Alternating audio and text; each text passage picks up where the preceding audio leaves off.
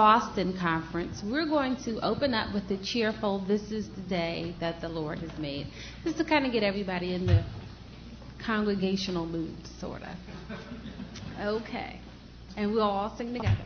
This is the day that the Lord has made, that the Lord has made. We will rejoice, I will rejoice, and be glad in it, and be glad in it. This is the day that the Lord has made. I will rejoice and be glad in it. This is the day that the Lord has made. I will enter his gates with thanksgiving in my heart. I will enter his courts with praise. I will say, this is the day that the Lord has made. I will rejoice, for he has made me glad. You can sing it to us. He has made me glad. He has made me glad. I will rejoice, for he has made me glad.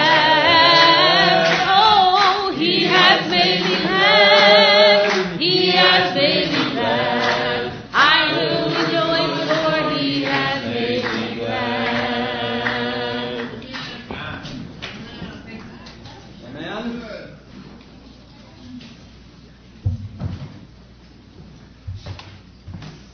We'll continue in the spirit of thanksgiving.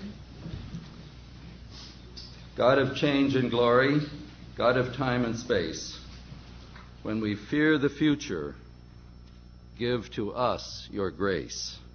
In the midst of changing ways, give us still the grace to praise. Many gifts, one Spirit, one love, known in many ways. In our difference is blessing. From diversity we praise. One giver, one word, one Spirit, one God, known in many ways. Hallowing our days. For the giver, the gifts, praise, praise, praise. Amen. These words were shared with us by Al Carmines, the very creative minister of the East Village Community. I think it's East Village Community Church. It's a great church in Greenwich Village.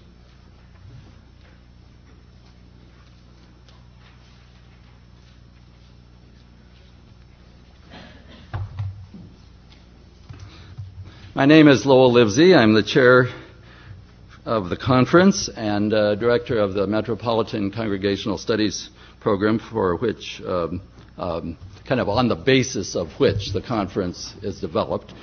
I'm going to share a bit about the purposes of the conference with you to get us started. I say purposes, plural. It's a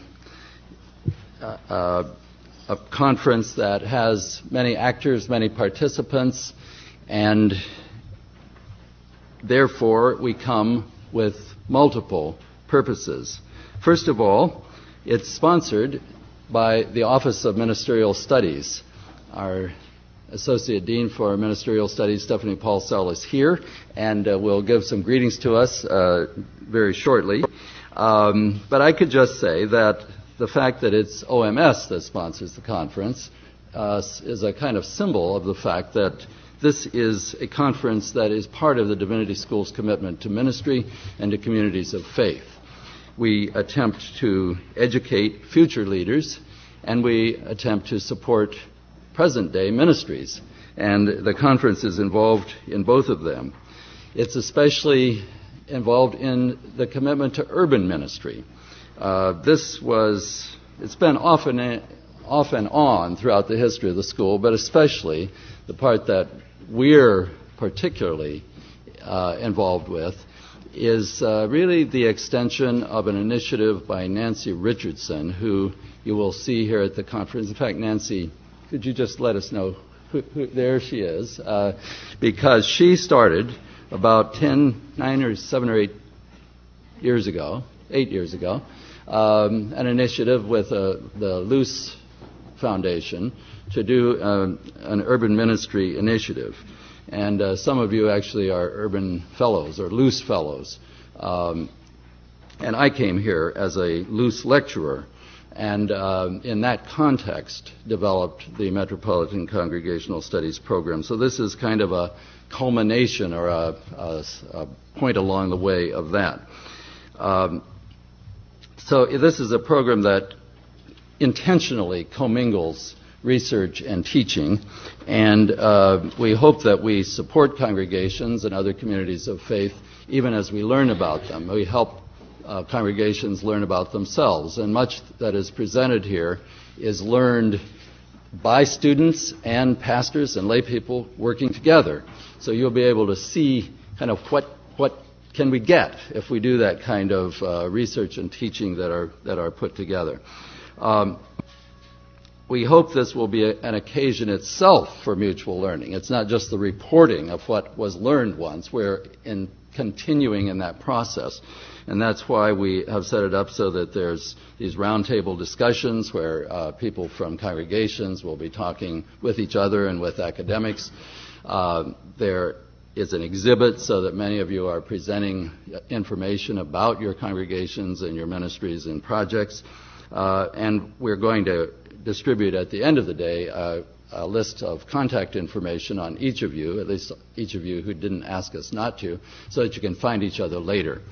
But I also want to say that there is, running through this day, a kind of argument. We are not just presenting data unfiltered, and it's kind of an intellectual project that we're all engaged in. I can only give the drift of it. I hope it will become evident as the day unfolds that we're engaging other scholars, we're engaging cities in what we're doing here. And I'll just give you some hints here. First of all, we're saying cities are in a situation of what we call revolutionary change. And that's really why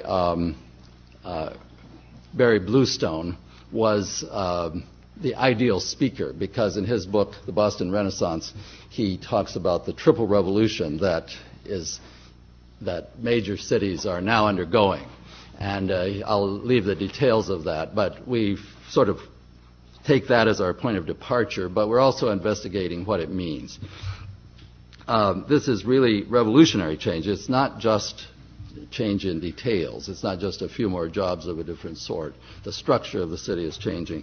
Second, we claim, and we think we're giving some evidence, that churches, congregations of all faiths, communities of faiths, are part of the process of shaping the future structures of cities. That part, I have to say that urban theorists and urban studies, including our friend Dr. Bluestone, say very little about. And we think we're adding something, and in a way it's more than just adding a detail. It's a question of how do these changes take place? Are they simply global economic forces, changes in technology, or are there actors at the local level, and are some of those actors religious communities? And if so, what difference do they make? That's we're pretty sure we're onto something, and it's something that the urban world, at least, hasn't really acknowledged very much. There's a third dimension to this, and that is that in understanding how religion and other local actors make a difference, we really need to take location seriously. There's almost a cliche now in urban literature, place matters. We think that place does matter.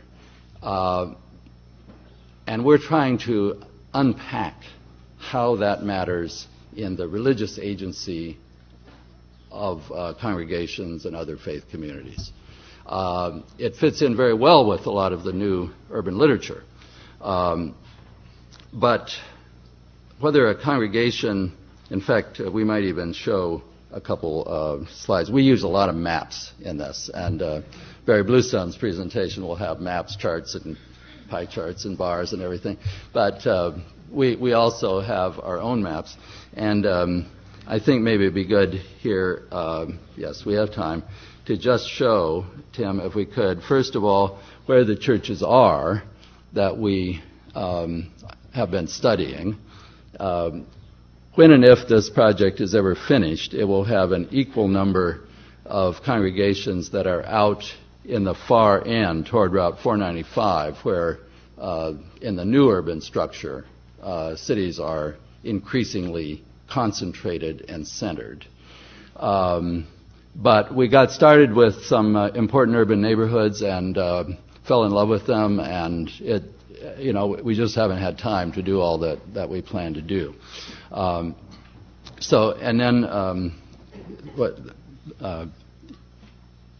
Here's a closer look at where some of the congregations are in north part of Boston.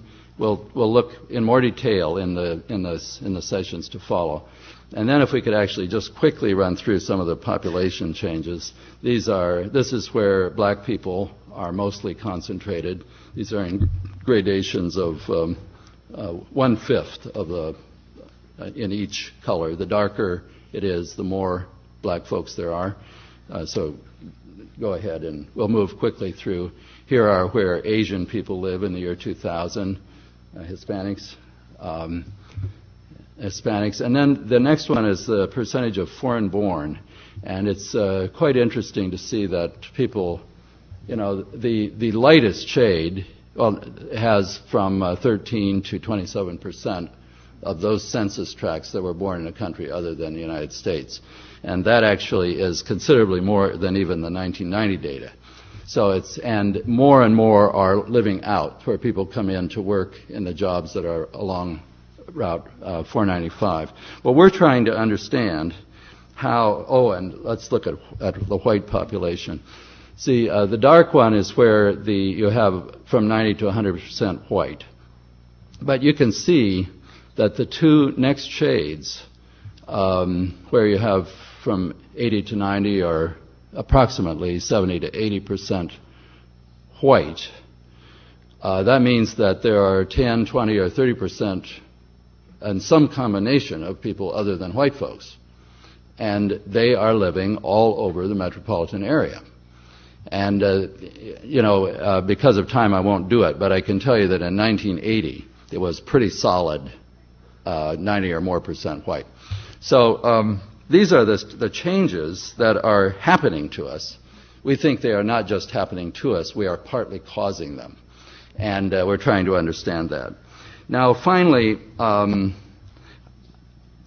guess the ultimate point is that we think that we go down not a dead-end street, but not the most productive line of reasoning if we look primarily at the social action and political engagement of churches, if we miss their cultural work. Religion, Gertz taught us, is a cultural system. Tillich said something neat about religion being the substance of culture and all. They were onto something, but it shows up in different ways because, at least we think, that social structures include racial structure, class structure, and all that. And you're going to get the importance of the religious contribution if you understand how they function as culturers and producers of culture. And we also are claiming, and I think it's not really a very radical claim, but it affects the way we do our work, that if a religious organization is engaged in cultural work, it's necessarily involved in theological work, because the substance of religious culture includes understanding of God, understanding of ultimate importance and meanings, and you are engaged in some kind of innovation that has a theological dimension. So that, I think, we hope that something of that sort of argument will come through but it will not be made didactically. You'll have to sort of see it, infer it, and ask, does the evidence that we present really come down to evidence in favor of that kind of argument, and where does it falter from that line of thinking? I will say that my students and I are making some presentations from the data. Pastors, clergy, leaders of congregations and communities of faith are responding to that in a roundtable format. These roundtables are not stacked with people who agree with us in our line. So we expect a fairly intense debate at some points. We probably have mischaracterized some of the congregations that we have studied. Some of you have already told me that you're going to set us straight. And I really like that. That's the kind of argument we want to have. And so we're going to jump into it. It's now exactly time for us to have a keynote address. But as a point of transition, I would like to call on our dean, that is Dean of the Ministry Studies, Stephanie Paulsell, from whom you will hear at the end of the day on theological themes. But at this point, if we could just invite Stephanie to give us a word of greeting from the Divinity School.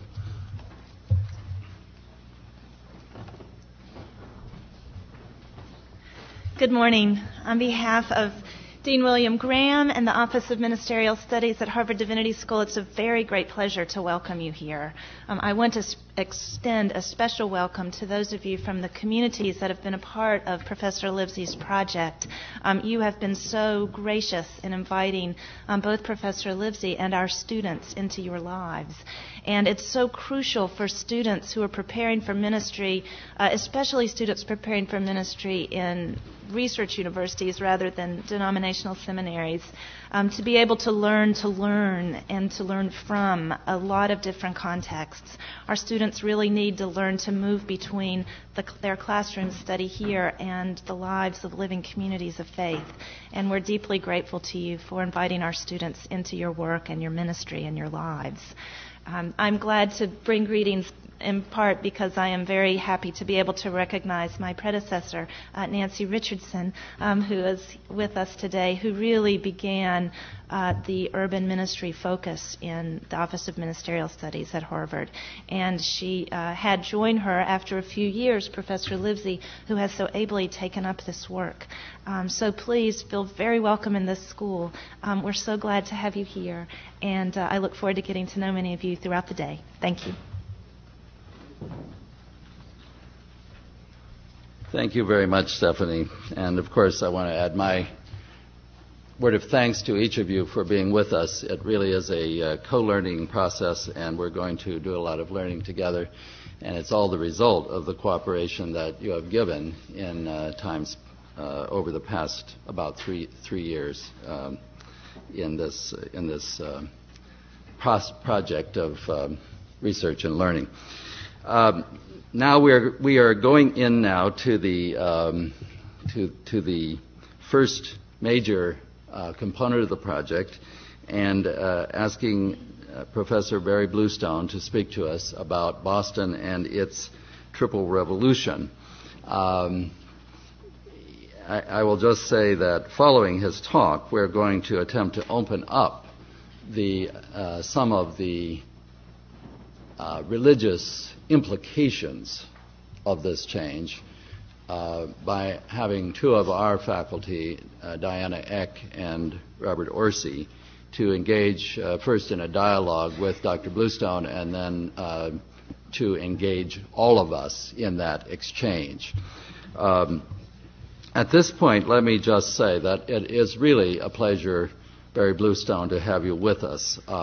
This is the first time I had met Barry Bluestone in person, but I did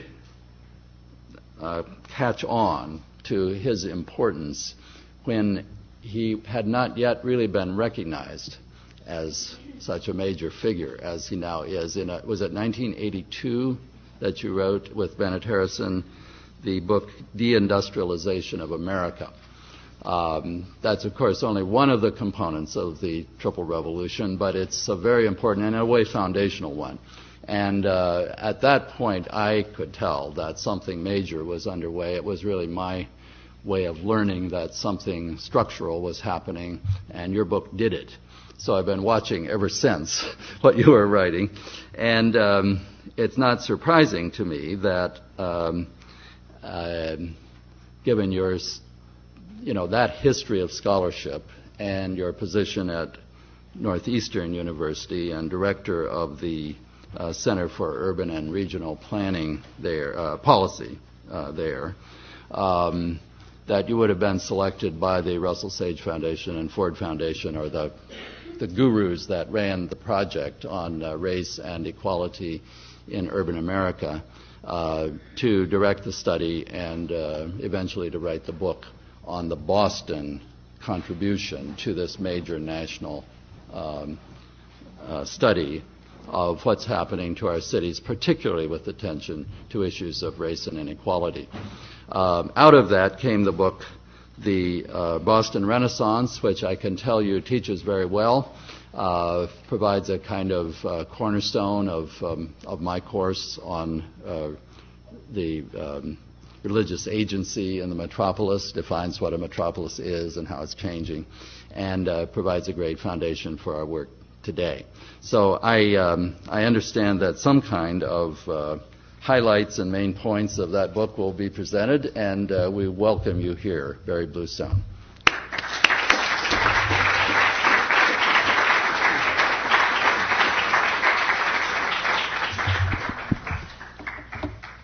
Good morning.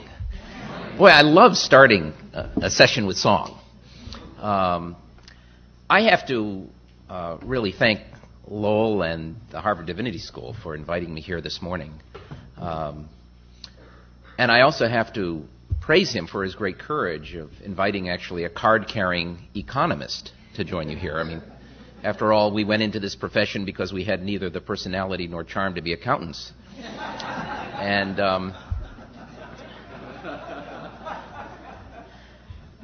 we're going to talk about Boston today, but and I'm proud to say that Boston is now my hometown, which is something I wouldn't have said even 4 or 5 years ago, despite the fact that I moved here in 1971. In fact, when I moved from Ann Arbor, Michigan, having grown up in Detroit, to Boston, I came to teach at Boston College when it was a struggling Jesuit school out on the outskirts of town. And 4 or 5 years after I arrived here in the Boston area, I was talking with a friend of mine, a priest who had grown up in the city, and I said, Father, I still do not feel that I am part of the city. And he smiled at me and he said, don't worry, Barry. In 3 or 4 generations, you'll fit right in. I spent now 33 years trying to fit in. I spent 17 years at Boston College directing the Social Welfare Research Institute, and then moved downtown because I wanted to be part of the city and joined the faculty of the University of Massachusetts, Boston, where I directed the creation of a new program in public policy, PhD program in public policy. But it was only 5 years ago that I actually moved over to take a chair at Northeastern University and to set up this new Center for Urban and Regional Policy. And in that role, I've had the dream job that any faculty member could have, because not only do I have a marvelous group of undergraduate and graduate students, not only do I have magnificent colleagues at Northeastern, but I've really been able through the center to spend a great deal of time getting to know this city and getting to know its people, from Dorchester and the work we're doing on Geneva and Bowdoin Avenues, all the way out to cities like Lawrence and Lowell, New Bedford, where we're doing work with the mayors on how you reinvigorate older industrial areas. So it has been a journey from Brooklyn, New York, where I was born, to Detroit, where as a kid in high school we used to go down and hear some good old music when Aretha Franklin was singing your dad's church, and we used to sneak into the back on Woodward Avenue and listen to the choir, to coming to Boston and then really having an opportunity to understand this city through the research we've done. Let me give you just brief introduction to the background to this study. And then we're going to run through a bunch of slides, including some maps that are not quite as nice as Lowell's, I think, but give you, I hope, a feeling for what's changed in this triple revolution. I see this as kind of a foundation for our conversations all day. And I look forward to joining you later in the morning for more discussion about the role of faith and the role of the church in these changes. In the early 1990s, the Social Science Research Council of New York pulled together a group of scholars to look at new work that had then been done by, at the time, a younger sociologist named William Julius Wilson, who was then at the University of Chicago, now here in the sociology department at Harvard, who had been writing a series of books such as The Truly Disadvantaged. And he had been looking at the fact that we had developed, as a result of deindustrialization in the city, the loss of manufacturing jobs, the loss of well-paying jobs, a class of Americans who, in fact, were apart from the rest of society. Yesterday I was in State University of New York speaking before the Mumford Center for Urban and Regional Policy, and one of the people in the audience was from India. And when I mentioned this, she said, this is like our untouchables back home. And we put together this research to take a look at all the work that Bill Wilson had been doing. And of course, like any good group of scholars, when we had completed this study, we of course recommended that more research was needed. And the Ford Foundation and Russell Sage Foundations of New York picked up on this and decided to create a major project to look at how cities were changing in the 1990s. What was new? What was different? And it was all around the questions of race, ethnicity, and space.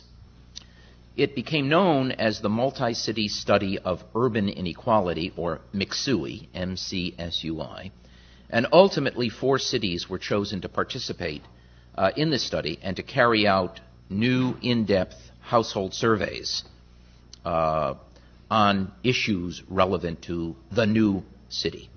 Those cities were Boston, and I headed up that study here. My old hometown of Detroit, headed up by a team at University of Michigan. Los Angeles, headed up by a team at UCLA. And Atlanta, headed up by a team of sociologists, economists, and others from Georgia State. Altogether, there were about 50 faculty members who were involved in this. Sociologists, economists, psychologists, anthropologists, demographers, geographers.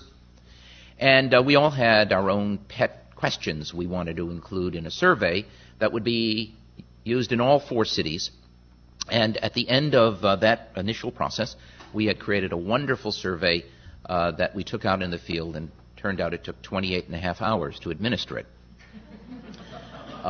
We had to cut that down to 1 hour and 15 minutes, which meant that a few questions had to reach the cutting room floor. And of course, we all fought like the Dickens for, my question was the most important question. But we ended up with a great survey, and here in the greater Boston area, covering 154 towns and cities with Boston at the core. For those of you who know anything about census statistics, this is the Consolidated Metropolitan Statistical Area, or CMSA, of greater Boston, excluding parts of New Hampshire and Maine. 154 towns, all the way up to Lawrence and Lowell to the north, out to Framingham in the west, and down to northern Plymouth County on your way down to the Cape. That community has a little over 3 million residents. About 2.1 million are age 21 and above, and we were interviewing households, and we were looking at adults 21 and above. We did large oversamples in census tracts with a large African American population or large Hispanic population. We worked very hard to try and get sufficient funds to also do an oversample in the Asian community because of the large growth in the Asian community, not only Japanese and Chinese and Indian, but increasingly, as we'll see, Vietnamese, Cambodian, Thai, and Korean. Unfortunately, we were not able to find enough funds to do that, and so this project has a major failing of not being able to do in-depth analysis of the Asian population in the way we've done with Hispanic and African American. We interviewed 1,830 families in their homes using the Center for Survey Research staff at the University of Massachusetts, Boston. As part of the final project, my colleague Mary Huff Stevenson, who's at UMass Boston, and my co-author on this book, we also spent a good deal of time going back and looking at census data from 1950 on, and really delving into the history of the greater Boston area, going all the way back to the 19th century, but particularly looking after the period after World War II. And we used that as the kind of preface to our new analysis of the data from the survey we did. What I'm going to do now is kind of lead you through this rather quickly and show you what we found, and I hope this will provide a basis for the discussion this morning and today. We defined a triple revolution. This is what we found. It didn't start out that way. It was after we looked at all the data. We said, man, this is really revolutionary. And the revolution really has three parts to it, as you'll see. The first is a demographic revolution.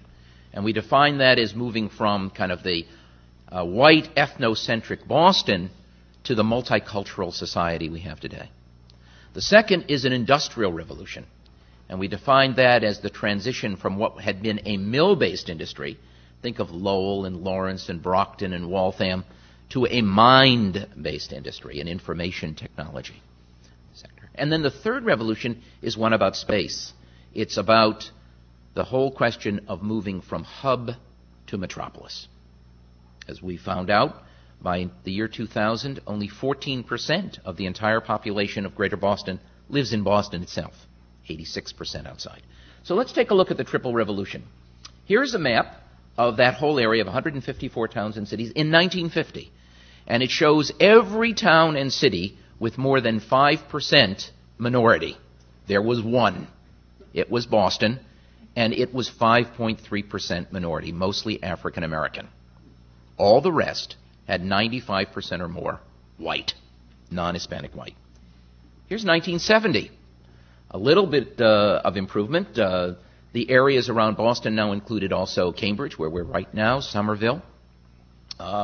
It also included some areas outside, and it turns out, when we looked at that map, we said, where did those folks? And it turns out they're the employees of state prisons and armed forces bases, along with the Hispanic population down in Carver that has historically been used to harvest cranberries. And here is 1990. Great expansion, particularly moving toward the west, but growing populations, more diverse. So let's just look at that again. Boom, boom, boom. Let's look at this in more detail. First of all, the foreign-born population. 81%, this is from our study, 81% of the Hispanic population is foreign-born, much of it from the Caribbean and Central America.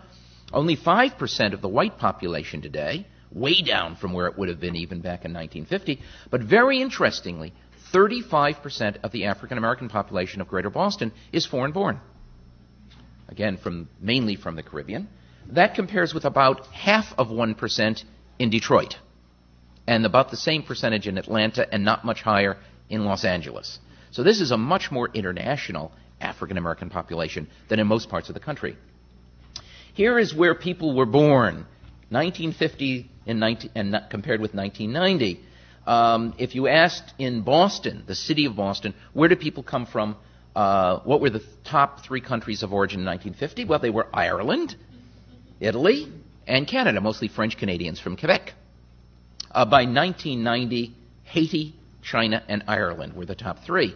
Take a look at Lawrence, Canada, Ireland, and Greece. Today, Dominican Republic, overwhelmingly, Portugal, and Laos. Or Lowell, Canada, Ireland, and Greece. Paul Tsongas, late senator from Lowell.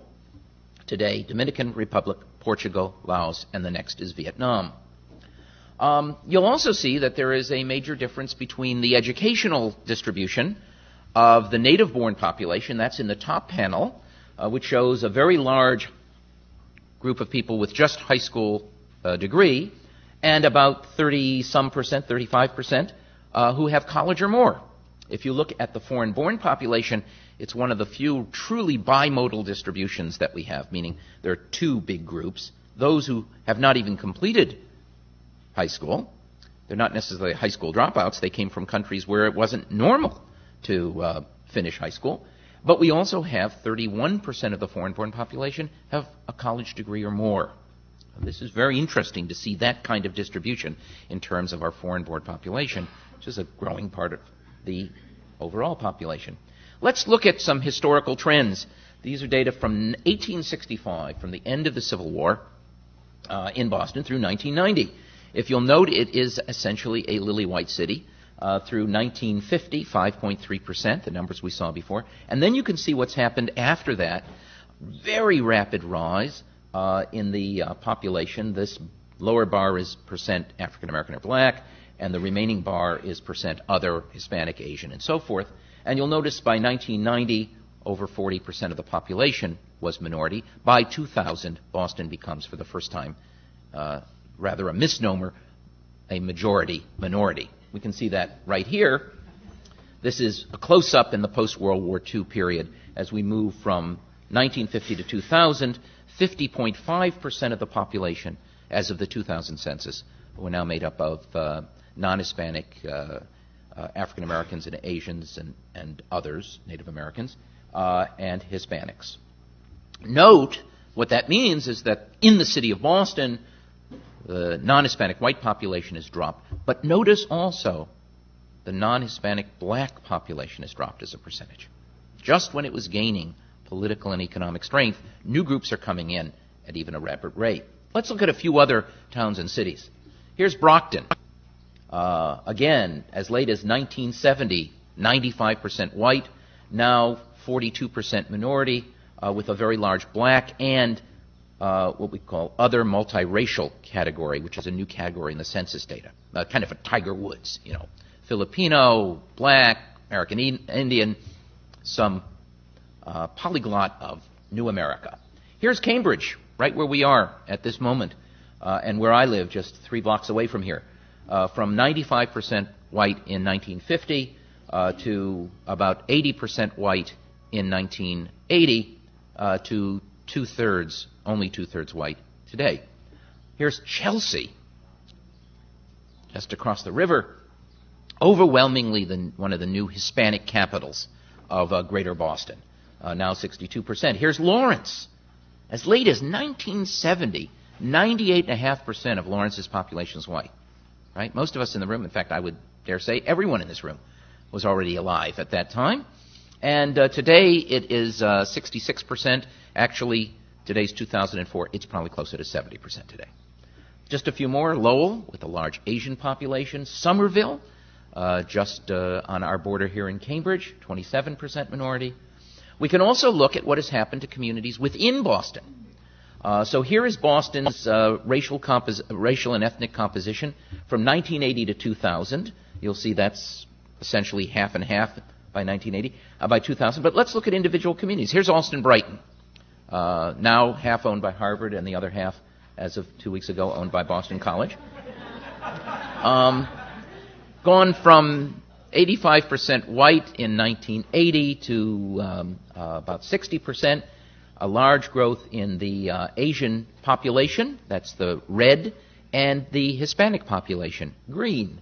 Here is Charlestown, the site of terrible riots during the school busing crisis, very ethnocentric white community. Even there, we have seen some significant change. But look at North Dorchester, where I'm doing a lot of work these days. Look at that wonderful pinwheel at the end. How colorful can you get? Or South Dorchester. Look from left to right. Or East Boston, community that was overwhelmingly Italian, is today almost 40% Hispanic. Even Hyde Park, southern part of the city of Boston. Or Roxbury, becoming more multicultural. Even Southie, with a growth in the Hispanic population and 2% real brave African American souls. We also have an incredible industrial revolution. In 1950, Boston's working population was 42% blue collar in 1950, identical to the blue collar population for the U.S. as a whole. the second row. But by 1990, it had fallen from 42% to only 19%, whereas the United States population was still 27% blue collar. So we kind of led the kind of post-industrial revolution right here in Greater Boston. White collar rose from 47% to almost 70% in Boston, to only 60%, compared with only 60% in the U.S. Moreover, not only were we becoming a white-collar town, we were becoming more professional. The top pie chart shows you the 1950 distribution of services. Only about 54% of them were professional services. People were also in business and repair, private household. 11% of the service employees were domestics, if you remember that term. And personal service was 17%. By 1990, 76%, three-fourths of the population is professional. So not only are we moving from blue to white collar, but we're moving to a more professional sector. Another way to think about this is how many professional and technical workers do we have per 100? I mean, how many employees are there in other fields per 100 professional and technical workers? Take a look at the bottom right panel of semi-skilled blue-collar workers. These are like assembly line workers. I worked my way through college working on a Ford parts assembly, building planned obsolescence into a whole array of Ford products, building their carburetors and windshield wiper motors and soldering alternators during the summers to put my way through the University of Michigan. Well, back in 1950, there were 233 blue-collar, semi-skilled workers per 100 professional workers. By 1990, only 41. There's also been a spatial revolution. Where are people living? Well, here is the change in manufacturing employment between 1970 and 1990. As you see, the darker the color is where you see the largest positive change. Manufacturing, to the extent that it still exists, has moved out to the area between 128 and 495. Similarly, if you look, however, at real estate employment, it's where all the new people live, because these are real estate offices, insurance offices, and so forth. Again, you'll see them scattered throughout the metropolitan area, the kind of great sprawl that's occurring where people are now living. Same thing in terms of retail, trade, and employment, actually declining in the central city, growing in that whole belt where people have moved. Well, let's look at income and wealth. Here is mean and median family income by race and ethnicity. You'll see that whites averaged about $49,000 when we did our survey in 1995, compared with about $31,000 for blacks and $27,000 for Hispanics. Wealth. Look at the wealth distribution. Here we have virtually all the wealth, net assets, are owned by whites, averaging about $17,000 in 1995. Blacks had a net assets, take all their assets and subtract out their credit card debt, their car payments, etc. They ended up with a $583 in net assets. That's it. Hispanics actually were negative, and we found out the reason for that is Hispanics have been, even though they're newer to our community, have been buying homes in larger numbers than blacks, and they're outfitting them with new furniture and so forth, and they've gone into much greater debt.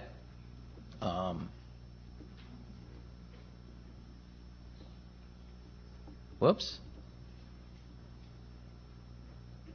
These are just different. There we go. Different age groups. I won't go through these in detail, but they tell you the same story. This is home ownership. 64% of whites own their own home or own it with a bank. And a lot of them, the black area at the bottom, are owns free and clear. Whites are older. They've done that.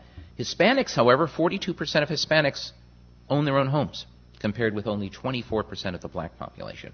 Although all of them, of course, are still paying mortgages. We can just go through and complete this by looking at earnings. One of the interesting things about Bill Wilson's work is that Bill suggested this truly disadvantaged group of workers who had no attachment whatsoever to the labor market, looking in the inner city of Chicago. How does that compare with Boston? Well, what was absolutely surprising to us, and I'm a labor economist by training, is that we did not find that here in Boston. The top panels refer to those who have high school education or more, but I want you to focus on the bottom panels. Those are the panels that include all those who have no more than a high school degree. Right? No more than a high school degree. We looked at labor force participation. Are you working or actively looking for work? It turns out the rate for black men with no more than a high school degree was every bit as high, if not a little bit higher, than that for whites and for Hispanics. They're in the labor market. We looked at whether you were employed any time last year. Again, no difference, statistical difference between black, Hispanic, and white men with no more than a high school degree. What about the unemployment rate, though? Hispanics and whites had about the same unemployment rate. This, again, is in 1995. The unemployment rate for black men was double that. They're cycling in and out of the labor market much more, in and out of jobs much more, finding it more difficult to find jobs, finding it more difficult to retain jobs, finding themselves only able to find jobs in industries with huge turnover. More important, it turned out, and this is something that has led a lot of my recent research, is that we've always, as labor economists, focused on wages. It turns out the real important thing, of course, is since we don't live by the hour, we live by the year, is what happens to people's annual incomes, their annual earnings. And annual earnings not only has to do whether you're working or not, it has to do with how many hours you're working. White workers with no more than a high school degree are workaholics in our community. They have to be to pay their rent or to pay their mortgages. They're averaging, in 1995, almost 51 hours per week. Hispanics are working on regular full-time or a little bit better than full-time. But a very large proportion of the black men we interviewed were only working part-time jobs, so that the average turned out to only be 34 hours or 35 hours per week. What about wages? Well, some difference in wages, $11.54 versus $9.62 versus $8.14. Pecking order: whites, blacks, Hispanics at the bottom. But if we look at expected annual earnings, taking into account labor force participation, the probability of unemployment, and the number of hours you can work, black men with no more than a high school degree ended up at the bottom. Half the annual earnings of whites, and Hispanics a little better than that. Well, I won't go through all these things, but just show you quickly the same numbers for women. Here are labor force participation rates for women, black, Hispanic, and white. Very little difference. Very little difference in the chance that you were employed last year. But, again, more than twice the probability of being unemployed if you were black as opposed to Hispanic or white. Wage rates varied, blacks and Hispanics about the same, about 3/4 of what whites were earning. Hourly differences: Hispanic women actually work the most, being the new labor force for the remaining manufacturing jobs. Think about Malden Mills in Lawrence. And so you get annual earnings in which black women are at the lowest, whites and Hispanics about the same, mainly because Hispanic women are working so much. That's a basic and very rapid run-through the statistics. What does this all mean? What it means is that we've had this dramatic change in our population. We've had this dramatic change in the industrial composition with much more white-collar, much more professional, while at the same time we've had this new labor force coming here, often with less skill, less schooling, and often with fewer skills. And the real question for the future of Boston and the greater Boston area is how we take this wonderful new multicultural Boston and make sure that there are adequate economic opportunities for everyone. That's going to mean, I hope you'll get into this, what does that mean for the schools? What does that mean for housing? What does that mean for job training? What does that mean for cities like Lawrence and New Bedford and Lowell, who have become immigrant capitals? All of those are critical. And what I'm here to learn about is what is the role of the church? What is the role of faith-based groups in working with this? I've had the wonderful opportunity of working with many church groups in Roxbury and Dorchester on these issues, and I think, here is where great progress can be made. Thank you very much.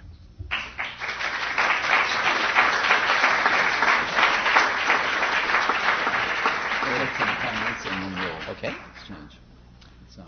No, I'm going to have formal comments first. Mm-hmm. Yeah.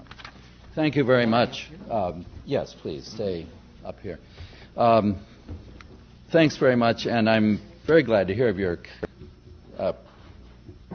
focusing interest on North Dorchester. We've had, during your talk, 2 churches from North Dorchester came in. So St. Mary's and Christ the Rock Metro Church. So we'll be hearing from those churches in dialogue with you. Now to help us engage in thinking about the religious dimension of and implications of what we have heard and of life in the city, 2 of my colleagues have agreed to talk with us, Professor Diana Eck and Professor Robert Orsi. And they are each going to make a brief comment formally in response to Dr. Bluestone, and then to engage in a dialogue with him, and then we'll all get in the dialogue, or a few, I guess I should realistically say. But if Diana and Bob would come, I don't know if you would like to speak from here initially and then sit down, or from the table. It's as you, yeah. So Diana Eck, I'll just say very briefly, there's, and select the fact that she has a kind of dual area of scholarship, India and the religions of the world in the United States, and does wonderful work on both, and they contribute to each other. She's produced a wonderful CD-ROM called On Common Ground that is accessible to all of you, and has written a number of books. Perhaps the one most broadly available and of interest might be The New Religious America, which has, how a Christian country became the world's most religiously diverse nation. So we will hear from Diana, and then from Bob Orsi, who is an American historian of religion, a historian of American religion, and is one of these path-breaking scholars who combines contemporary studies, ethnographic research on contemporary religious groups in order to understand their history and history the better, and to understand religious communities more fully by combining a temporal sequence. The Madonna of 115th Street was written many years ago, or not many because he's not that old, but the first book. And he's continued that work, perhaps a special emphasis on Catholic religious history, but in a very contemporary and very urban way. The Bronx will never entirely leave Bob Orsi, and we're very glad of that. So each of you will speak for a few minutes and get us started. 5 or so. Okay. Would that be good? Yeah. Great. Yeah. Thank you. Good. This is really wonderful. I'm just delighted to be here. I've been thinking a lot about cities these days, and reading a good bit about cities. I actually was at a conference this last week down in Newark to talk about religion in the city. And my own work sort of began in 1990 with some of the things that Barry Bluestone has documented so well and in such an exciting and precise way. For me, it was just the general impression that everything had changed in Boston since the 1965 Immigration Act started bringing people here from all over the world. I could see it in my classes at Harvard. I could see it in the fact that there were new religious institutions, Hindu temples, Vietnamese temples being built and becoming part of the Boston scene. And that was really the genesis of the Pluralism Project, an attempt to look at what are the religious implications of this new immigration and of the combustion of American cities today. And so we had research teams here in Boston and actually in cities all around the country. Ultimately, we have about 60 affiliates in different colleges and universities and divinity schools and even high schools who have become interested in the religious dimensions of what it is we have just seen. That means people have come to America not just with their economic dreams of prosperity or a new life or sending something home or getting a new start, or in some cases as refugees, as political, economic migrants, but also with their religious faith. They've come with their Bhagavad Gitas and their Qurans and their images of the Virgin of Guadalupe and the Bodhisattva Guan Yin, and they really have given us a new religious America. Yes, you might say their numbers are small in some ways, but there are probably more Muslims than Jews in the United States today. And however small, they have forever changed the religious patterns of our cities and towns. So my question is a slightly different one. I mean, it is the question which I think is so important of how do these religious institutions contribute to the economic well-being of people in neighborhoods and cities? And how can groups like the Greater Boston Interfaith Organization make a difference in Boston? But my question is also, what is a city in this day and age? When you mentioned the Mumford Institute, and Lewis Mumford wrote a great book, 1961, called The City in History. And he says this book opens with a city that was symbolically a world. That was what a city was in the ancient world. A little sort of circle with a cross in the middle of it was a hieroglyph of what a city was. And he said it closes with a world that has become symbolically, in many practical respects, a city. A city that is connected with fiber optic cable and satellite, and in which the economic life of any city in the world today stretches around the world. In a way, our whole world has changed into a world in which space has extended not just to the metropolis in Boston, but much further to international markets and whatnot, and in which time has collapsed. And there's almost no such thing as time anymore in this kind of economic world. So we have a very new context. And the issue then is, what is the energy that gives a city an idea of itself? Because not only have cities become in many practical respects, or the world has become in many practical respects a city, but our cities have become multicultural, not just metropolis, but as some urban theorists talk about, post-metropolis, metropolis unbound, that is a new place to live and has an entirely new group of people. So what is the energy that holds a city together? Does it matter? Are cities irrelevant? And, the real question is, in our world now, in which there are no tall steeple orthodoxies in Boston, what are the networks of connection that will give a city or a community, some part of this metropolis unbound, a sense of itself? What are the relationships between the Buddhist and Hindu and Islamic and Jewish and Christian, new and old, African, American, Hispanic, Asian? What are the relationships that will provide some sort of network for the city that we have today? And part of what the Pluralism Project is engaged in doing now is a study of those new instruments in American cities and towns, whether they're economic or instruments of mutual understanding, interfaith councils, etc. What is the glue that will help people feel that there is some here?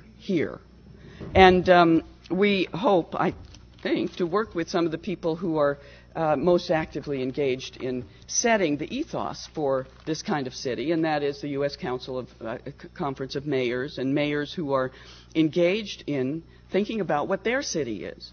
So that's just a sketch of what we're up to. Thank you.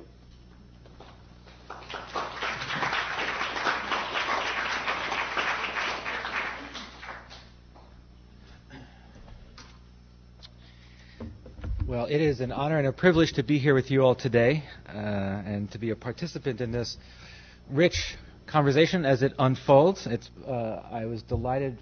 Your presentation, Professor Bluestone, was wonderful, gave us a lot to think about. It's also good to be in engagement with another New Yorker, although the Brooklyn and the Bronx are a long way from each other. Did you know that... I have learned the one thing about living in Boston is that the Y word must never be said.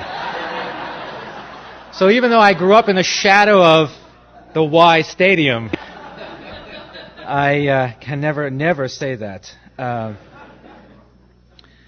So I have some questions actually that come directly out of your presentation, and I would really like to address these questions to you and then to put them out there for us to think about.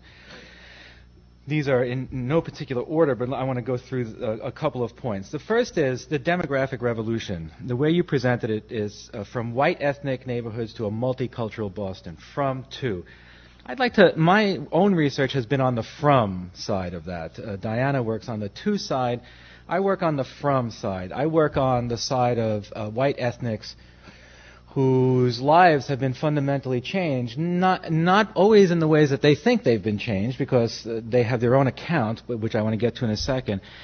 But I guess my question is, and that I would want to put on the table for today for all of us to think about, is the human, cultural, and religious significance of that from, to go from one world to another. Because I can tell you that all the white ethnics that I know, and I've done research in Harlem, East Harlem, and then in different parts of the country, many hold with them now a deep narrative of loss, of a world that once was and is no more. And that has tremendous, whether that's a true account or not, I actually think that's an account that covers over or is a way of dealing with social changes that are actually quite difficult for Italians and Irish Americans and Polish Americans to deal with. Nevertheless, that account of the loss of a world we once loved has tremendous moral and religious significance. And I think that as we think about our work today, that we should, as we look at the new multicultural city, we should keep in mind the from part of that as well, and the cultural dimensions and the theological and spiritual dimensions of the from.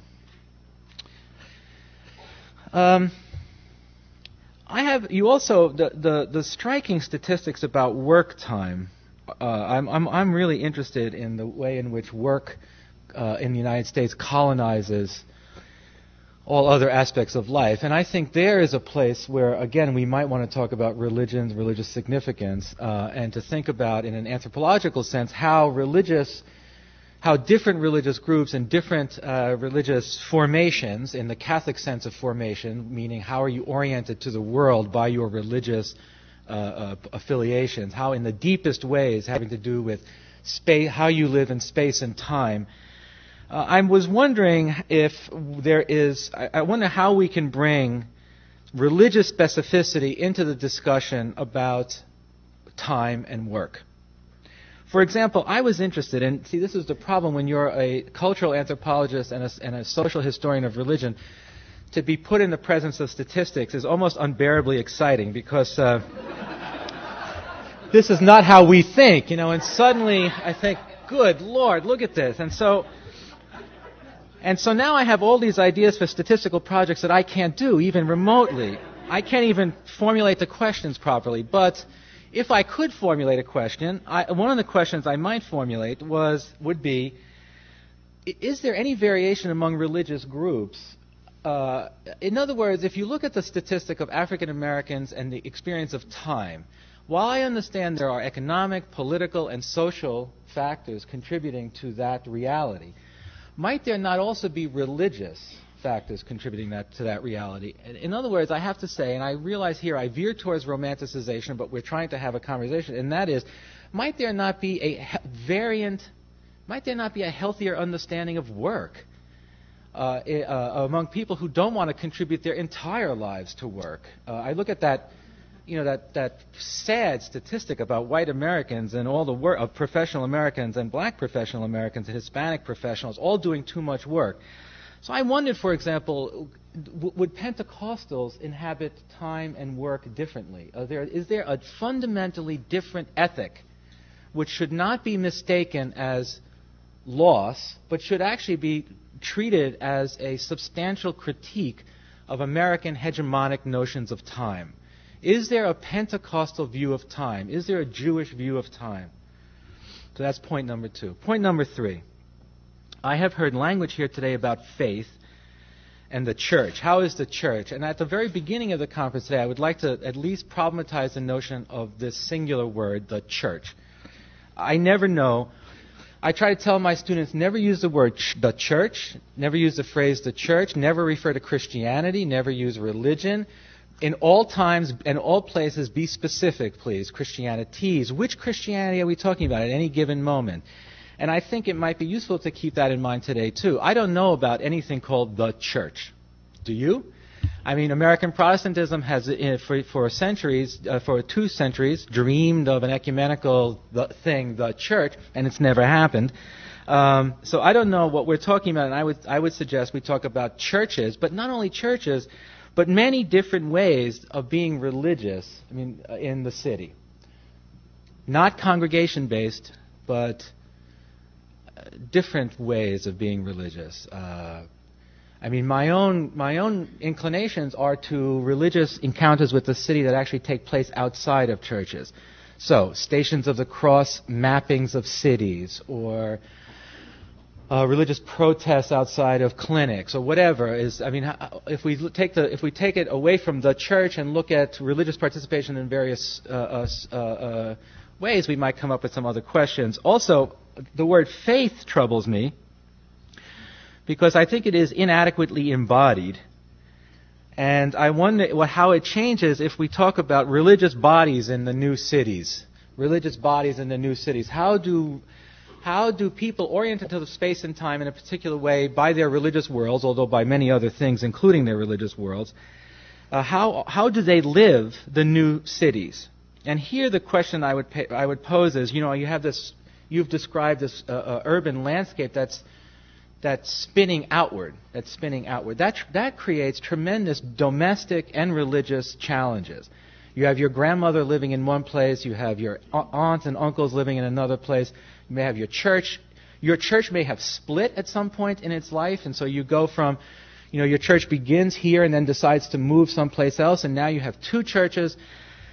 So the question is, are there now, overlapping those maps, are there distinctly religious maps of the city, so that we can talk about Pentecostal maps, Hindu maps, where people have in their heads overlapping different kinds of maps of the cities, on the one hand, and how are those maps embodied and articulated? I think of those buses on churches from African American congregations or Hispanic or Latino congregations, with the name of the church on the outside of the bus, moving with people from one church to another. That's a very powerful expression of how these congregations are living in a dispersed community. They're literally mapping a city with that bus going around. So can we pay attention also to city maps? And finally, my new research is on religion and children, Christianities and children, mostly Catholic children. And here my question has to do, it struck me that all the realities you talked about had tremendous intergenerational implications. Once again, I think of grandmothers living in one neighborhood, grandchildren living in another neighborhood, but also mean in a rapidly professionalizing environment, and in an environment in which many foreign-born are coming in without professional or without high educational backgrounds. What does it mean for family life, and therefore also for religious life, if families are beginning to split along professional lines, with children going on to school and so forth? I mean, this was my own family's experience. I'm the first person in my family to have a high school education or a college education, certainly. And I know what that does in the context of families. And what that means in terms of family life. And so I'm wondering if an intergenerational, if we add that as a grid to your maps, what do we come up with? So those are some questions I have and some theoretical recommendations for us to be thinking about during the day, and I'm really looking forward to the rest of our conversation.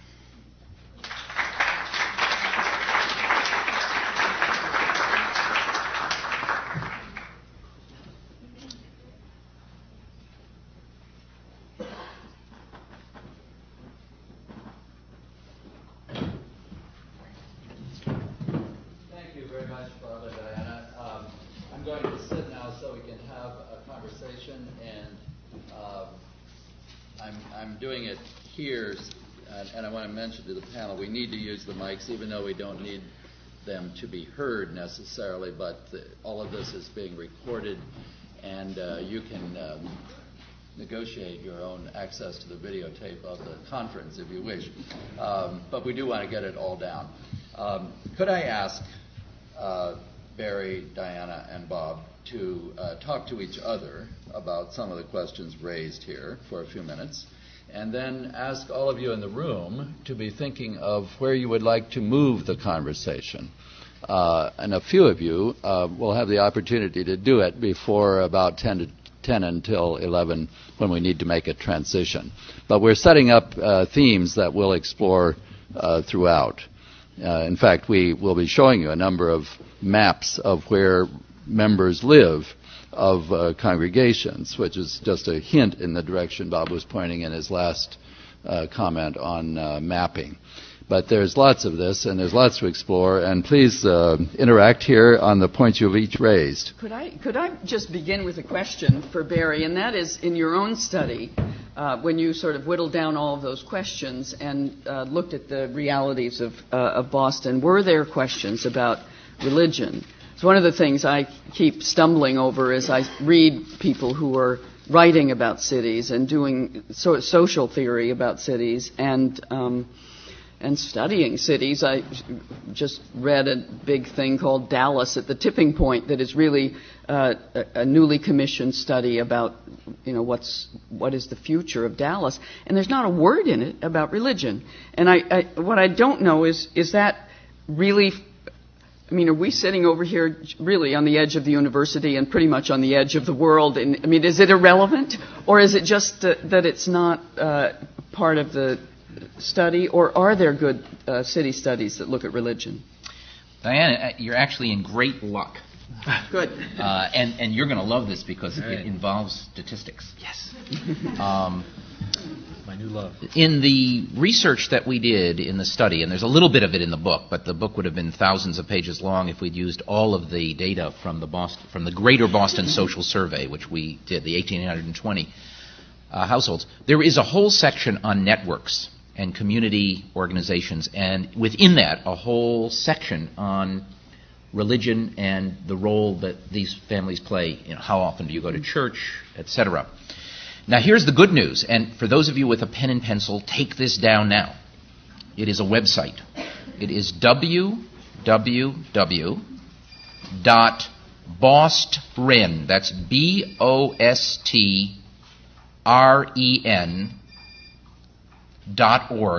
Let me do that again. www.bostren.org. BOSTREN.org. Let's just wait for that to end. Okay? Yeah. I wonder if people with cell phones could turn them off now, please. Turn them to vibrate or something. It's being noticed here. What we did when we were, I'll do this quickly and then tell you how you can use it. When we finished this research, remember it cost $900,000 to carry out this survey. That's how expensive these surveys are. I went back to the president of the Russell Sage Foundation and I said to Eric Warner, we spent all this money, do you have any idea how many people are actually using these data? And I said, my best estimate is 23. And I said, you do the math. How much is that per worker, per person? And I said, this is extraordinary data.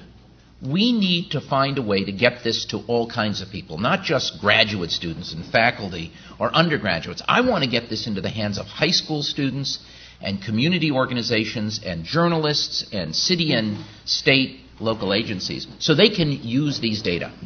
And after a year of pleading and all kinds of focus groups we ran throughout Boston, the Russell Sage Foundation gave us funds to actually create a brand new software tool that has just been completed called the Boston Renaissance Resource Kit.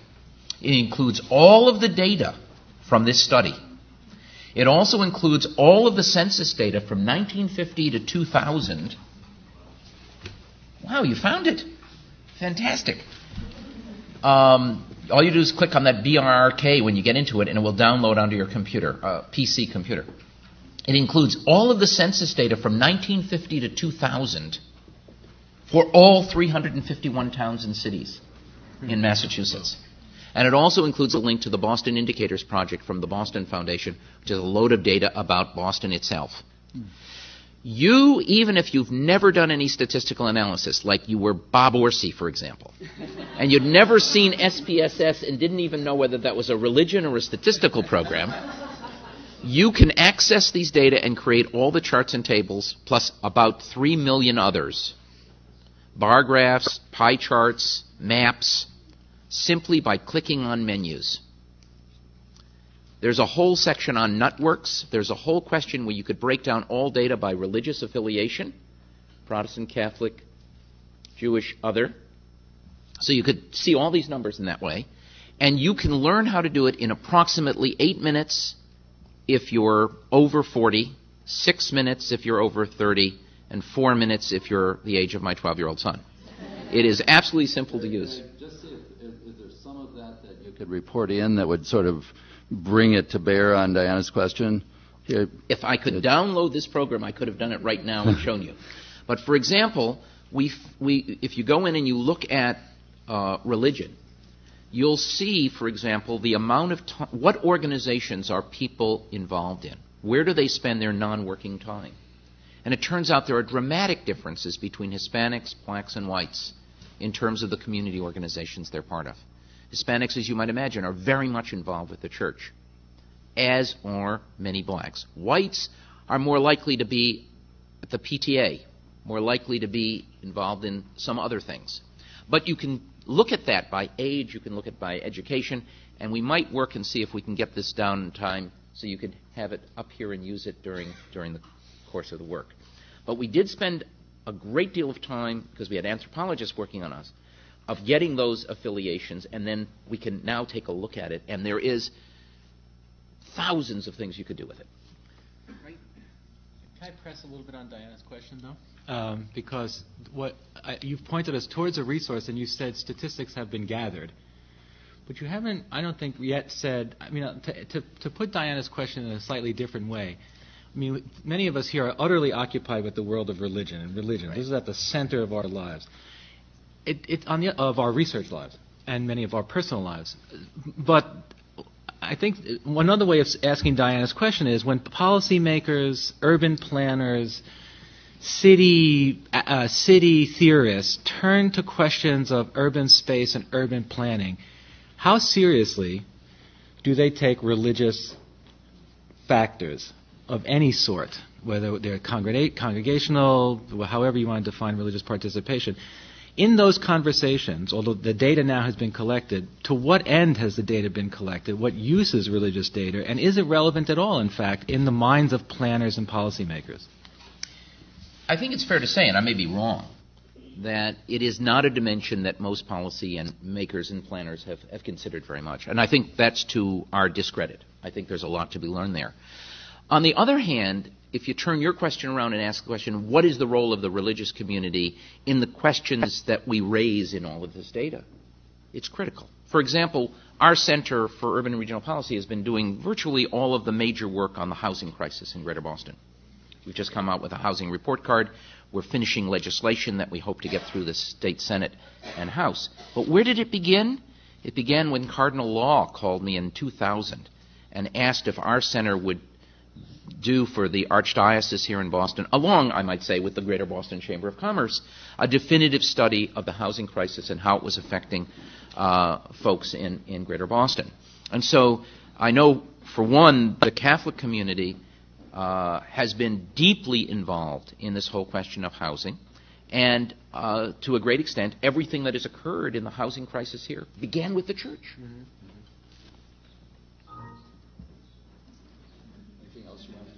Okay, well, if I could just take 2 more minutes, and I don't want to dominate the conversation, I'd actually like to answer a few things or comment on a few things that great comments that Diana and Bob made. First of all, Diana was talking about community.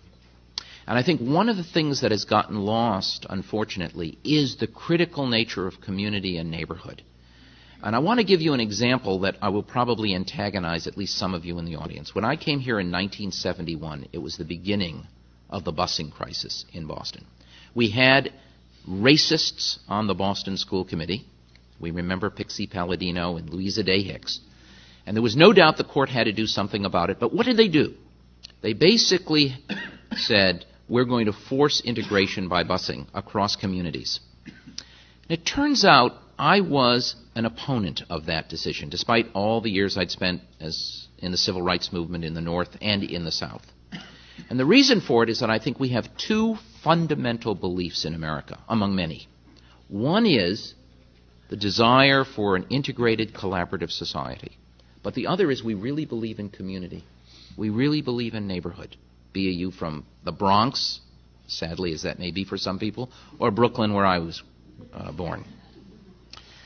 And what the busing decision did was it broke up communities. I lived in Newton Highlands for a while when I was teaching at Boston College, and we had a wonderful community there, and it was all built around the elementary school, the Hyde School. One day the Hyde School burned down. They moved all the kids into other public schools, and they refused to rebuild the Hyde School. Our community fell apart. That idea of neighborhood is critical, and we have to get our hands around it. And it used to be around the parish. It sometimes was around the precinct. It's sometimes around the elementary school, but I think that's critical. Time and work. Bob raised that issue. Is there a Jewish view of time? Of course there is. Oy vey, Martha. So much to do, so little time. Right? And in fact, I think time is critical in how we use our time. And what I found, indeed, in completely other research I've been doing on the growth in working time. In fact, I just did an interview yesterday in Albany, and I noted that the typical family in the United States in the year 2000 relative to the year 1990 was spending 4 months more of full-time work per family. Well, what does that mean for being active in your community, your church, your school? That's really critical. Movement outward from the city. This is critical also. I grew up in Detroit, in what had been a Jewish community of Detroit. But given the ethnographic group kind of Detroit, there was only really one community that reached out to the black community, and it was the Jewish community. And so neighborhoods that I always lived in were always integrated. I went to Mumford High School, not Lewis Samuel, but Mumford High School was made famous by Eddie Murphy in Beverly Hills Cop. He wore the Mumford High. We had a fantastic high school. It was 60% Jewish. It was 35% black, and it was 5% minority, mostly Protestants. Where else in America in 1961 could you have a football team? Believe it or not, I was a guard on the varsity football team at 5'6", 130 pounds, all white Jewish front line, all black backfield with a black quarterback, and also vice president of the student body in 1961. But as the neighborhood changed, the Jewish community moved northwest, continuing to move northwest. You seem to know Detroit. I grew up there as well, and Mumford was my neighborhood high school, but I went to Cass. You went to Cass. Some people got to the exam school, some of us didn't get there, and I went to Mumford. You got your PhD, and I did not. And that Jewish community kept moving northwest. Black community moving in. We'd have it integrated, and then get to a tipping point, like in Dallas, and then you continued moving out. My joke yesterday in Albany is I go back to Detroit quite a bit. I'm there next year. At this rate, the Jewish community of Detroit will be living in Minneapolis in another 50 years. But it is that kind of movement and breaking up of communities and reconstituting of communities that's important. The intergenerational implications are critical. We have a labor force, particularly in the foreign-born community, which has no more than a 9th or 10th year education. Their kids are getting PhDs. Their kids are getting master's degrees. What will that mean for the city? All of those are critically important issues. So the issues of community, of time, of intergenerational implications, of movement away from the central city, all of these are critical. And the role of the church, of the temple, of faith-based organizations in all of that, particularly the critical role it plays in the cohesion of the community, is important. And I think the real important question is going to be, how do you allow a celebration of each of our roots, celebration of each of our faiths, and yet do it in a way that we can cooperate and collaborate, as through the Greater Boston Interfaith Organization, GBIO, and other organizations. That is the great American challenge. Thank you. I'm going to hold you all up just one more second while Bob Orsi comes in on the community theme. Barry, I wanted to ask you about South Boston and your characterization of South Boston, because I actually have done a lot of reading about South Boston because many of the protesters were Catholics arguing on parochial grounds, and here parochial meaning these are our parishes, these are our Catholics, at least in Southie, identify, and Catholics everywhere actually in urban centers, identify the names of their neighborhoods by the names of their churches. So you'll say, if someone says to a Catholic in an urban setting, where do you come from? The Catholic will say, not South Dorchester, but I come from St. Cecilia's, or I come from, Our Lady of whatever. So for Catholics, that was a particular moment there in Southie. And I wonder if you would be willing to recast the framing of the issue less as the destruction of the community than as a serious challenge to the very nature of community. Because although many Catholics were on the lines protesting busing, there were also a discourse circulating in the community among other Catholics trying, at a time of tremendous change, which no one really knew the sources of, trying to come up with new, more inclusive understandings of what community was. So if we say, well, the community was destroyed then, I think there's still a question that, if so, why? Mm-hmm. If community was truly destroyed in South Boston, why was it destroyed? And I don't think it can be, I don't think you were saying this, but I would certainly suggest also that it can't be attributed to busing. Something else was going on. You could call it a religious failure, the failure of a certain kind of dialogue, the failure to imagine new kinds of community, social and economic forces that people didn't understand, intergenerational change. But that whole moment, which I think is crucial, is what was the fate of community in that moment when religious community was being so tested? Well, there were many churches, faith-based groups that were involved in trying to resolve the busing crisis in much better ways than through sticks and stones. But I think the real problem in Southie was not so much the fact that African Americans were being bused into South Boston. By the way, many of my African American friends who led the movement for integration were opposed to the Garrity ruling, because basically they were going from a better school in Roxbury to a vocational high school in South Boston, Southie High. The real problem was forcing whites out of their community to go to school. And that, like in Newton Highlands, really started breaking up the community, because there were two institutions that were critical. One was the parish church, and the other was the elementary school and the high school, including our avid, football rivalries. And so I think a lot of it was saying, one part of it was a lot of people with very strong racist feelings said, I don't want to see blacks in my community. But there were many others who were less concerned about that as having their kids forced into other communities and breaking that bond between the community and the school. By the way, if I could take, I know I'm dominating. The problem is that I won't. Never mind. I'll tell you later. I got a solution to the busing crisis. Oh, good. So, folks, here's a pastor from Southie who is willing to join the fray. This is Bern Stanfield of Fourth Presbyterian Church in South Boston. A comment. I'm trying to get to the point of a question. I don't have the question yet.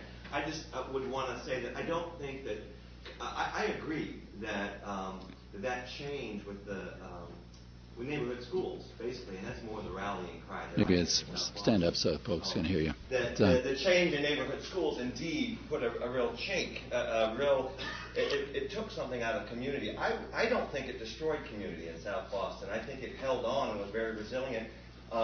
That sense of community, for better or worse in some cases, held on more so than in other neighborhoods in Boston. However, I feel it's at risk now because of some of the economic class housing changes. One response was 20 years ago, 25 years ago, so people just got that much more committed to the parochial schools. So it really does connect to the parish. Now those are on the chopping block. We lost another one last year. And that really happened because family by family, they sold, they could get a good price, and they moved out. And that would be a threat to community that feels deeper right now. I'm going to see if we can get a few more comments here, and then we can all respond to them. I think Rudy Mitchell, I believe you're next, and then I'll get to... A broader question that this change that Boston brought about is that broadly, I think congregations were at one time more neighborhood-based, neighborhood community congregation, Protestant as well as Catholic. But now we see even the Protestant congregations have very dispersed membership. Hispanic people may be coming from all over the city to a local neighborhood church. And then the critical issue is how, even though they do have a community within their faith congregation, how do they relate to that particular local space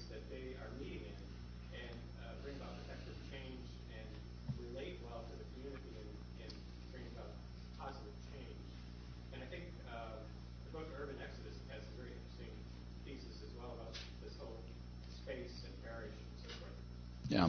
That's Rudy Mitchell from the Emmanuel Gospel Center, who is the man who creates the Boston Church Directory that you may have used. I'm going to call on Father Ellis Clifton from St. Mary's Church in North Dorchester, who will actually be talking to us in a minute. But so just a brief intervention here. Thank you. I hear what sounds like convincing on destruction of community and great sympathy given to people who mourn the fact that what was does not exist anymore and probably never will. But I ask that you also take, and I don't know whether, how sympathetic the panel is to the past, what the feelings of the people who are lamenting the loss of past ways, past topics. But as a person of color, also, I'd ask that you also joy that many people of color feel with destruction or the change that occurred. Because those communities, many times, all the time, are based not solely upon life institutions, but also on the ability and the out. As a person of Detroit, what's going on in the experience here at Heights, where I am from, know that for blocks away from where I live today, here at Heights, would result in riot. And my house was destroyed. That was California. And out there covered, Canada. We've been out there covering, and so this is where the church, Christian church, came over this. We try to, regardless of denomination, regardless of religion, something about the universality of the gospel.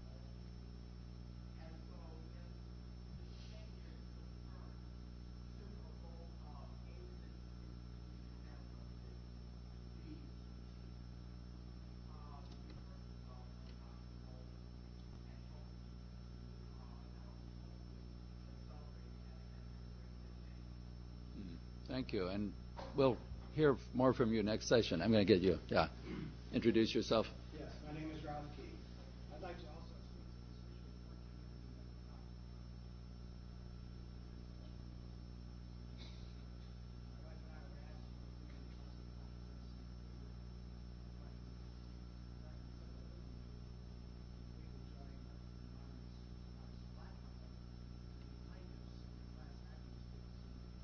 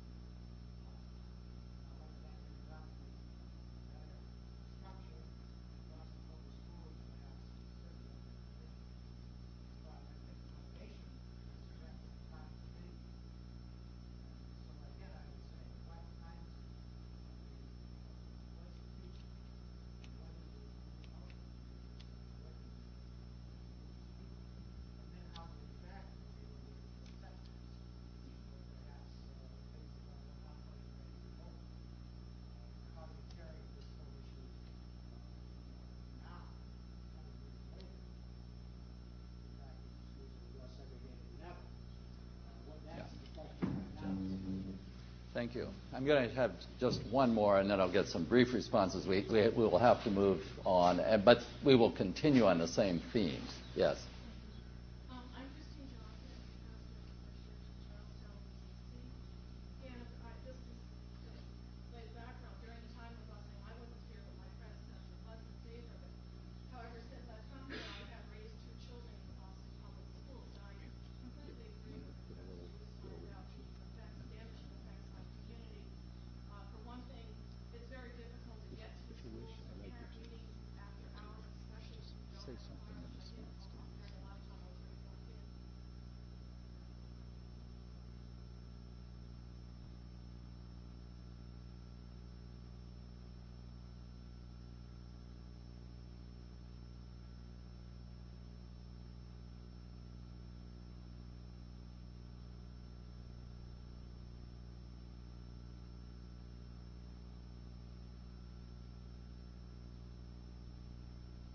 I'm going to ask very brief replies from folks at the panel, and then we'll move on to the next session, which is about community. So. Should I start? Yes, I'd like to go back to that hieroglyph of the circle with the square in it, where, sort of decentering of the old sort of tall steeple orthodoxies, and suggest this new image of a net or a network as something that is much more like what our cities are today. And in response to the question of whether we're looking toward the past or the future, I'm really trying to discern, and you all can help me with this. What are the connections? What are the new forms of community that are coming into being in the multicultural, multi-religious city? What are the parish partnerships between the mosque and the old Catholic parish? What are the forms of learning? What are the interfaith connections? And I would say, help me out, because I think these are important to discern. Our website is www.pluralism.org, and in that you can find this book that we've published several times and then put it on the web. It's called World Religions in Boston. And, see what's there. We also have a database. But I do think that the issues of how we create community in this new world are extremely important. I think of the little Vietnamese temple I've studied over the years in Roslindale, which actually did not know most of its neighbors until some vandals crawled over the wall and smashed the image of the Bodhisattva on the lawn, and suddenly they realized they needed to reach out more effectively. People in the area around from that parish actually realized they needed to do this as well, and suddenly there was, a work day, a set of connections that are the things that need to be cultivated in the kind of cities in which we live now. I have a brief comment, but you can go ahead. I think there were there are lots of wonderful comments, but I think there are 2 that I'd like to just briefly touch on. The one is the whole question of gentrification. As I said, our center has been doing all the definitive work on housing, including the most recent Housing Report Card 2003 that came out last month, which was based on the work we did a year before in the Housing Report Card 2002. And I think gentrification has every bit the same impact on community that busing did, as you said, in Charlestown. And I think it's something we have to be very careful about, and it means that we have to be able to develop really a revolutionary new housing policy if we're not going to allow that if we're going to do something about it. On school busing, this will sound nuts to you, but let me tell you what my solution to school busing would have been. And the only problem with this is it turns out that if I were to go across the street to Harvard Law School, they'd tell me 17 reasons why it would have been unconstitutional. But this is what we should have done. What we should have done in Boston is set up 3 different public school systems. One of them we would have called the white honky school system. And any white parent who wanted to send their kids there could. We'd also set up a black nationalist school system. And if you were a black parent, you could send your kids there. And then we'd set up integrated schools. And we'd let parents voluntarily choose what schools they'd send their kids to. With one caveat: we happen to believe in our society, in developing an integrated society. And so what we would do is we would make sure that there was just enough resources in the 2 segregated school systems to meet minimum state requirements. all the money we save, we would have gold-plated the integrated schools. 2 football teams, drama club, you name it, 8 students to a class. And then we tell parents, it's your choice. You choose.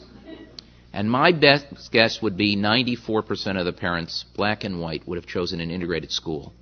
Because despite whatever racist feelings they might have had, they put their children's interests above their own personal politics.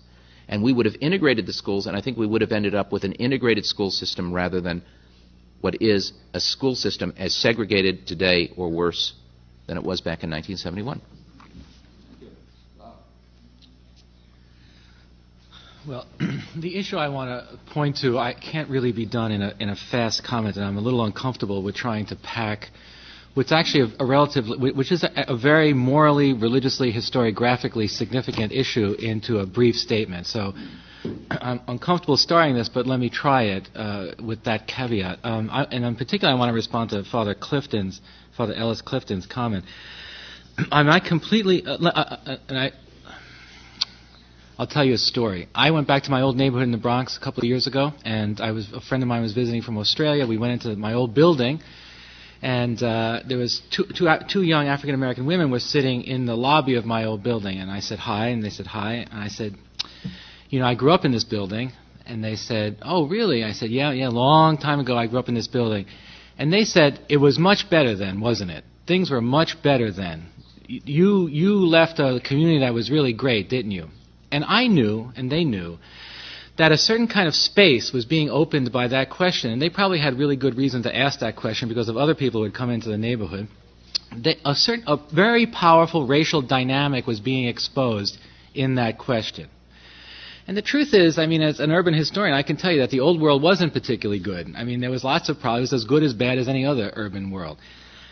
The point that I was making about the from is I do think it behooves us to take seriously, as we think about the shape of the contemporary city, to think about not simply the realities of the past, but the particular ways, and I'm not endorsing any of those ways, I'm calling us to study those ways, the particular ways that the past is remembered. Because I think that as the urban future takes shape, as the urban present takes shape, part of the reality in the mix, the cultural mix in which that reality is taking shape, is the remembered city of the past. That remembered city is not true. Many memories are not literally true, but that doesn't mean that those memories are not consequential and that those memories don't need to be dealt with and responded to, that the loss in those memories needs to be heard, and the moral inadequacy of those memories need to be challenged. But I guess what I was simply saying is that we can't overlook those memories, that the from part of this whole equation is really important. And I'm sorry if that, these sound bites are not good because I'd like some response and I want to talk, and that's a little frustrating. It is. Okay. It is frustrating, but Bob, fortunately you're on the panel at the end of the day also, so if it... Why at least get the last word? If it still seems important and germane, I hope you'll pursue it again. Folks, we are behind our schedule, and that's difficult because there's lots of other good things on it. Can I ask you to, there's going to be a stretch break, but let's not take a real break at this point. We need to change actors up front, and we will, at 5 after 11, convene again.